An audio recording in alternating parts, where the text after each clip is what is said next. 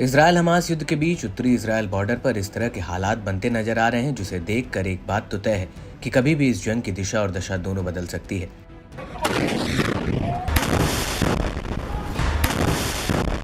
दरअसल हिजबुल्ला लगातार उत्तरी इजरायल पर बड़े बड़े हमले कर रहा है। पहले उसने इजरायल के एयर डिफेंस सिस्टम आयरन डोम को नष्ट करने का दावा किया था। वहीं अब उसने एक बार फिर से दक्षिणी लेबनान से इजरायल पर सिलसिलेवार तरीके से कई हमले किए।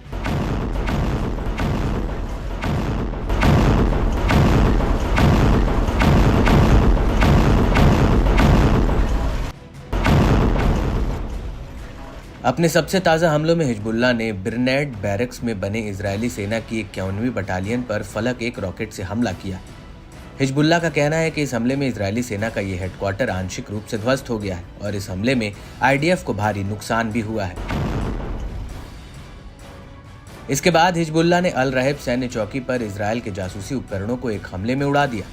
लेकिन इन हमलों के बीच हिजबुल्ला ने एक बहुत बड़ा दावा किया है। दरअसल हिजबुल्ला का कहना है कि उसने इजरायल के लड़ाकू जेट्स पर एंटी एयर मिसाइलें दागी हैं। ये फाइटर जेट लेबनान के हवाई क्षेत्र का उल्लंघन करने के बाद बच्चों और नागरिकों को आतंकित कर रहा था, जिसके ऊपर हिजबुल्ला ने मिसाइलें दागकर उसे वापस इजरायली सीमा में जाने के लिए मजबूर कर दिया।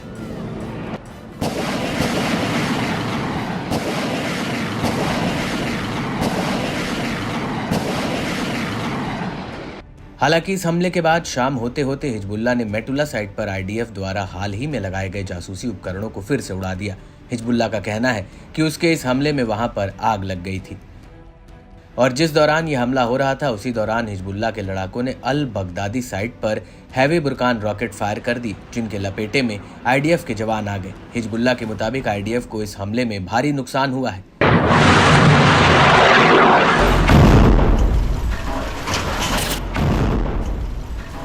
और इस हमले के बाद हिजबुल्ला ने कब्जे वाले लेबनानी शीबा फार्म्स में भी एक बड़ा हमला करने का दावा किया है।